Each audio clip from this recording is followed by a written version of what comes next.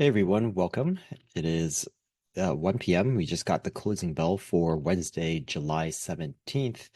We opened down. We had a nice gap down at the open, and looks like we just continued to move downwards. Not looks like, we did continue to move downwards. If we look at how that developed intraday, you can see that in the morning we were talking about how it wasn't very likely that we were going to go up at all. And if we did, it would be very limited. And we were just stopped out right at that first purple line. We came through, we came below that VWAP, and we just stayed under the entire time. So overall, we traversed about three spaces. That means the majority of the move was this gap down. So we gapped down across three or four spaces, about 3.5 to 4 spaces, and then we traversed another three. So overall, it was a large move. During the day, we didn't get a huge movement downwards, but we did move lower, and we did end at pretty much the lows of the day. So let's take a look at this bar. We closed at 556.96. The low was 556.61. So that's pretty close to the lows of the day. We are comfortably below this 560 level that we talked about yesterday. So we are no longer looking at chopping sideways through this range. We are looking at a pullback. So, or I should say more accurately, a reversion to the mean. We already breached that EMA 8 level. Tomorrow, if our low can come in below that EMA 8 level as well, we'll be a lot more comfortable that we are going to the EMA 20. But so far, it looks very, very likely that we're going to visit that EMA 20. Although we have to remember that we have options expiration in just 2 days.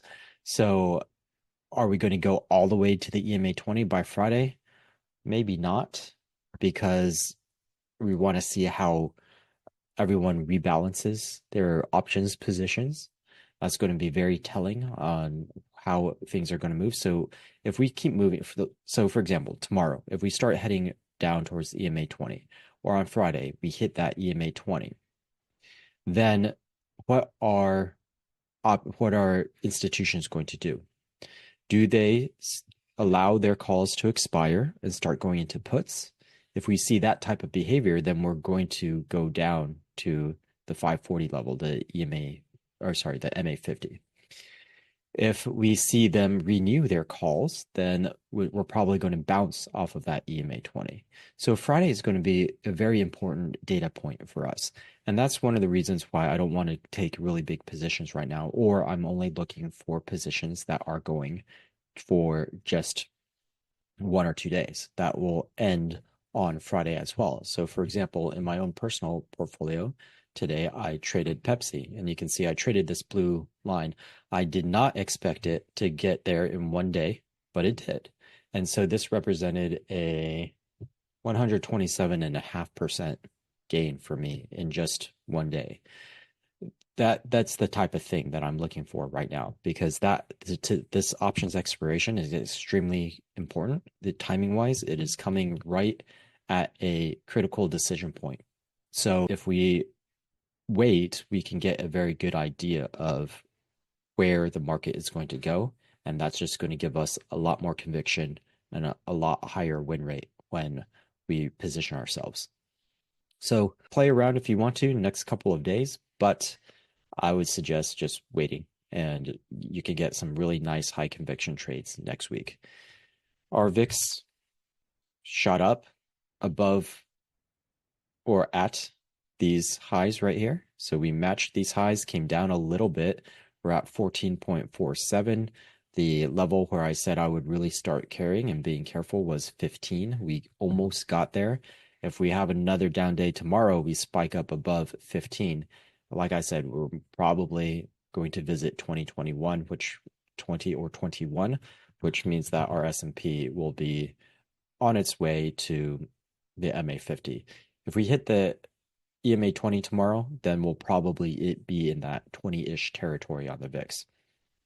If we look at our VVIX, we can see that that is moving upwards as well. And so we can just continue to expect that we're probably going to go into a heightened volatility regime. So you want to be very careful for strategies like verticals because the cushion that you might have given yourself on a vertical can get suddenly blown away. If volatility starts jumping really big, then you might just get stopped out by what is normal random movement simply because that random movement has gotten a lot bigger, not because you're wrong about a direction. So you want to be very careful about that. You also want to be very careful about stops right now. If you have existing positions where you put a stop loss, then for example, if I entered here on this day on the SPY and I said that, hey, I'll put a stop loss right here. Uh, I'll put a stop loss right here. Well, if my volatility picks up, I can easily hit that level and then bounce off or go through it, that EMA 20 bounce right through it in a single day. And so you'll get stopped out. So my suggestion is in this environment, don't use stop orders. So you would just remove your orders for now and you would watch your position carefully and seek to be available during the day so that you can actually trade it. That would be the best thing to do right now because you don't want to get whipsawed by volatility. The difference is in a high volatility environment, if you are strongly trending, let me see if I can find one. Or I'll find an example. GE was strongly trending, then it went into this sideways choppy period. So if my volatility is low right here, then I can do verticals, I can do butterflies, I can do iron condors, and not worry too much that we're going to fluctuate out of the range. But if volatility suddenly picks up and my bars get a lot bigger, just on a random movement, it could bust through one of my break-even levels. If I put a stop at a tight level right here, it can bust through those levels. So I want to, in this case, move my stop loss much further out or just remove it. If I have a high volatility environment in this, I can put tight stops because my trend is protecting me on the downside. The volatility is basically, it's all above this EMA 8. For this entire time right here, all the price action was above the EMA 8. So if I had used the EMA 8 as my stop loss, I never would have gotten stopped out here. I could have enjoyed this entire trend. So you have to choose the spacing of your stop losses based on the volatility environment that you're in and the trend environment that you're in. This is something that I see as a huge mistake that people make because people are always like, I think it was JP Morgan or Goldman that just said, hey, people just 10% below wherever you entered or where you would experience a 10% loss. And that is terrible, terrible advice in a higher increasing volatility environment, especially if you're chopping sideways. That would you're just going to lose money on every single trade because you're going to get stopped out instantly, like constantly before your position has a chance to move. So just watch those stops very carefully. We are in an environment where that volatility is increasing. So personally, I would just remove all stops. You can decide if you want to widen your stops or remove them based on your situation. So the QQQ also gap down, move started at the EMA 20, broke through that pretty easily, and we are well on our way towards the MA 50. So it really does look like we're going to get a pullback. At least at this moment in time, it's looking very much like we're going to pull back to that MA 50. The S&P, same thing, although not nearly as high conviction on that as that QQQ. Let's see what the Dow Jones did. Dow Jones kept on moving up. So that is a support that will act as a support for the SPY, make it less likely to move through that EMA 20. However, this is parabolic. And if this starts to stall out or pull back, especially if it pulls back, then the S&P does have the potential to break through that EMA 20 and pull back to the MA 50. Let's take a look at our small cap stocks, see what those did. Those undid probably about 40% of yesterday's move. That's on the cusp of comfort. So we would want to see tomorrow.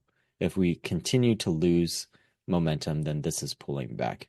Otherwise, we could chop sideways. I don't expect it to bust through this purple line that we drew right away. It should take a little bit of time before it moves upwards. Let's take a look at the ARK fund. Yeah, same thing on ARK fund. It lost more than 50%, maybe 75% of the move yesterday. So it's not looking good. It's not looking good for IWM. It's not looking good for small cap stocks, at least in the very short term. It's looking like it's going to mean revert. And maybe it'll bounce and go upwards after that, but we'll make that determination as the time comes. We'll take a look at our 90-day highs and lows. Okay, 323. So we're pulling back. We had an extreme level of 600 and something this morning. 646. Now we've pulled back 329. That's still a pretty elevated level. Normally, when we pull back, we don't just, hey, we're at 700. Let's pull back to 400. It'll keep on going to about 100-ish, 150, somewhere between 1 and 200 is normally what we do. So this is probably has another day or so of pulling back. If we see the lows, we're still at 14. So that means that, yeah, we pulled back off of our 90-day highs, but there's very few stocks making 90-day lows. So we haven't bottomed out. So what we would normally see is a swing of this number getting smaller and smaller and this number getting higher and higher. And this number hasn't moved at all. So that implies that the downward motion is not over yet, and we could see more tomorrow and Friday. So we'll be looking out for that. Let's take a look at our sectors.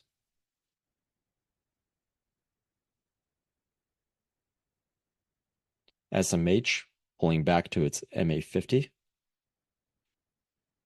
Okay, so definitely don't want to be in semiconductors right now. It could find support at that MA 50, but it's risky right now. Well, you would want to watch a bounce and get a confirmation before you decided to go back in, or I would want to see it before I decided to go back into SMH. So that's not really encouraging at the moment. The gap down, huge movement downwards. Decent volume. Let's see what the volume was on the SPY. Where can I see it? It's my volume. It disappeared. That's really weird.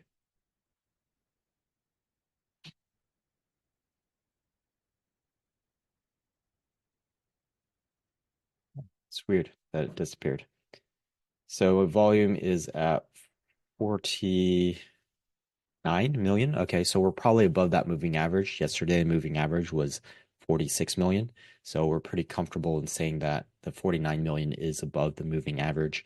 And I'm not sure if we got the dark pool stuff yet. If we didn't, then that could bump up even higher, which would be even more significant. So there is participation. Institutions are participating in this movement downwards, even though it's summer.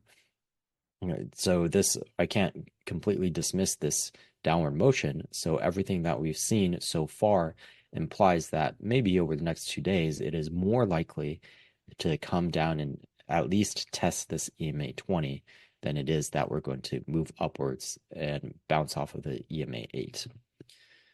So let's take a look at those sectors and see how balanced everything is. Home builders pulled back, not too much, just a little bit. SMH down significantly.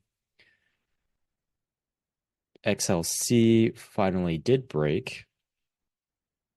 We were saying how it was actually holding up pretty well at the open, but it did break below that EMA 20. Is starting to look a little bit more like the rest of technology, but it is stronger, much stronger than the rest of technology. So XLK looking very much like SMH, except it has more to go before that the MA50.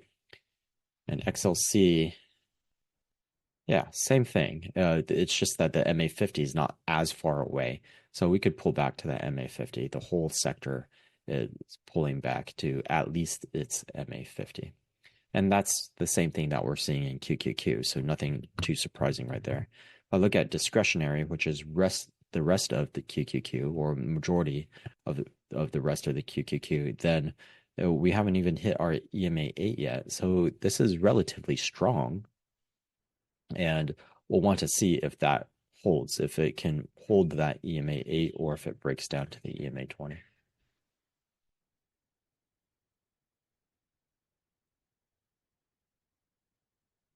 Okay, financials still very strong, looking like it's starting a parabolic move. Oh, it is definitely a parabolic move, but we have a lot of earnings. So I'm not going to say that a pullback could be imminent because we have more and more financial institutions reporting. If they keep reporting good numbers, this could keep on going. So during the earnings environment, the situation is a little bit different. We can't say that, oh yeah, we're going to pull back or we're going to chop sideways. No, if earnings keep going very well for the financial institutions, this could go upwards. So last week we were talking about, hey, financials were looking good, and healthcare, I believe, was the other one that we felt was looking good. So financials are doing very, very well. Now, healthcare doesn't have the earnings yet, so we may not be getting that same type of support, but it's still looking very strong. So both of these sectors, if I'm going to look to the long side, it would look probably one of these two sectors, or let's see how energies did, because we were pretty interested in energies earlier as well. Energies also breaking out. So all three of those sectors are looking very good. So far, pullback is isolated to the tech stocks and a little bit of pullback in other ones, but not that much, not undoing yesterday's big move. So over here, what was the other one? This one, home builders. Yeah, we didn't completely undo that. Industrials were not completely undone. Healthcare continued to move up. Utilities is just kind of sideways, not too exciting. Biotech did pull back or is mean reverting. That it's a little bit biology, a little bit healthcare, a little bit tech. So it's kind of a blend of both. So it's not too surprising that it's in between. The Dow Jones continued to move higher. Energy is looking good. Definitely broke that downtrend, is moving upwards. Staples getting some attention, making a new high right here, but we want to see a sustained move. We already talked about the small caps, the defense sector pulling back a little bit, so it got stopped out at these highs. Retail also reverting. Materials flat, very flat. It barely retraced. So we call that flat. So XLB doing better than all the sectors we just listed, starting from XLI, industrials. Discretionary, mild mean reversion to the EMA 8. Real estate still going strong. So interest rate related sectors are still going strong. So I would be careful with those also. So XHB, XLRE, XLU, even the financials, anything that is dependent on interest rates, I'd be very careful because it seems like we're pricing in way too much enthusiasm for a rate cut. Let's take a look. Back down to 4.7% in July. Okay, I can accept that.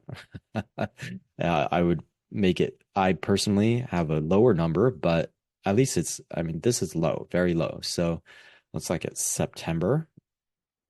Yeah, we're still at 100% rate cut in September. That's so ridiculous to me. We 25%, 25% would be reasonable. So we could be in for a nasty surprise, or I could be wrong, and these guys are right, and the market does nothing because it's already priced in. But if they're wrong and I'm right, then we're going to have a huge correction in the TLT. And then we're going to have a huge correction in anything that has sensitivity to interest rates. So I would be careful of all of those sectors. So I would not be going into financials right now, especially since it is looking pretty parabolic. I would focus on, if I'm looking at the long side, I would focus on the healthcare and the energy sectors. Everything else is nothing's looking particularly weak. So it's hard to find something to short right now, although we are in an environment where we're pulling back. So the way that we would find shorts is simply to look at the weakest stocks, weakest performers. So if I look at this table right here and I just sort by today, the weakest by far was SMH and XLK. And then we have home builders, XBI, and discretionary communications. So all of the ones that I said, hey, be careful with interest rates, and then even technology is sensitive to interest rates. So all of those sectors, we would find the worst performing stocks in those, and then decide that we might want to short those. Even though if we did that, for example, if I go in and I look at XLK right now, and I find the weakest stock, it may look like it's overextended. You say, hey, Kane, why would you short this? Or most people would say, Kane, or my technical analysis says that it's oversold. Okay, but cheap can become even cheaper. Just because apples are cheap today doesn't mean they can't be even cheaper tomorrow. So I would be very, very careful. Let's just do the example really quick. Apply to watch list. XLK. And I sort by, oops, not by that, by my average. And I look for the weak stock. So when I look at it like this, NVIDIA still looks kind of strong. FICO looks super strong. Why is FICO a tech stock? That's weird. Okay. I'll have to, well, that for sure was in XLK, but it's just weird that it's in XLK. So some of these like NetApp looks strong. So what we're looking for is the really weak looking stocks, even if they have gapped down or pulled down. So let's see if there's any that look like that.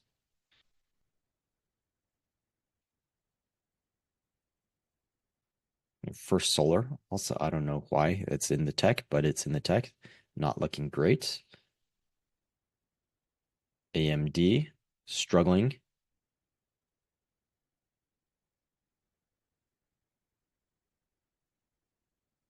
CDNS, maybe, but it has some support at the MA200 right here.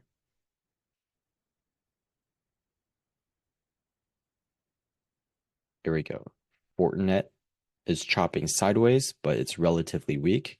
If the whole sector continues to move downwards, then this could break these lows and continue to move down. So far, Fortinet is the best candidate right now. And JBL is looking like a pretty good candidate. VeriSign is looking like a decent candidate. And Intel. So right now, I would say JBL and what was the other one? I can't remember what the other one was. In any case, I'll go back in the recording. I'm going to go back in the recording to identify which one, or I could just scroll through and look for Fortinet, right? So those are examples of if I'm going to go short the weaker sector right now, then I would, even though they don't look terrible, or in the case of JBL. Let's take a closer look at that.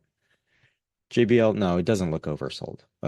So I don't have an example of something that looks oversold and and we might have this doubt in our mind that it could go lower. So we don't have that example. But if we did have that example, for example, if you look in XLC, if you look at another sector that you want to short, if you find an example that where it looks like, oh my gosh, it is the weakest stock, but can it really drop any further? The answer is yes. If the whole sector moves downwards, yes, it can continue to go downwards.